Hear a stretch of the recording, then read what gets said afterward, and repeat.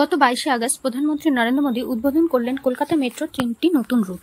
Green line Sealdah থেকে Esplanade, orange line Beleghata থেকে Ruby আর yellow line Noapara থেকে এয়ারপোর্ট। কলকাতা মেট্রো নেটওয়ার্ক এবার আরও বড় হতে চলেছে। কিন্তু জানেন কি, কলকাতার প্রাণ শহরের লাইফ লাইন এখন বড় বিপদের মুখে। ফাটল ধরা পিলার, জলে ভেসে যাওয়া ট্রাক, আর তাই শুরু হতে চলেছে এক বিশাল সংস্কার অভিযান। ইতিমধ্যে কবি সুভাষ অর্থাৎ নিউ গড়িয়া মেট্রো স্টেশনের পিলারে ফাটল ধরা পড়ায় পুরোপুরি বন্ধ করে দেওয়া হয়েছে এই স্টেশনের ট্রেন চলাচল। রেল কর্তৃপক্ষ জরুরি ভিত্তিতে পুরো দক্ষিণেশ্বর থেকে কবি সুভাষ রুটের অবকাঠামো সংস্কারের সিদ্ধান্ত নিয়েছে। সম্প্রতি রাইটস অর্থাৎ rail India technical and economic সার্ভিসের একটি সমীক্ষা চালায়।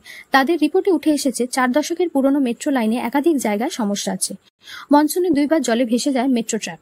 পার্ক স্ট্রিট স্টেশনেও ঢুকে পড়ে জল। রিপোর্ট পাওয়ার সঙ্গে সঙ্গে রেলওয়ে বোর্ডের অনুমতি নিয়ে টেন্ডার ডাকা হয়েছে। কাজ শেষ করতে হবে মাত্র 9 মাসে। যাত্রীরা চিন্তিত, কারণ এটাই শহরের একমাত্র ভরসা, যেখানে মিনিটে কিলোমিটার পেরোনো যায় ট্রাফিক জ্যাম ছাড়াই। কলকাতা মেট্রোর স্বাস্থ্যের অবনতি মানেই শহরের জীবনযাত্রার বড় ধাক্কা।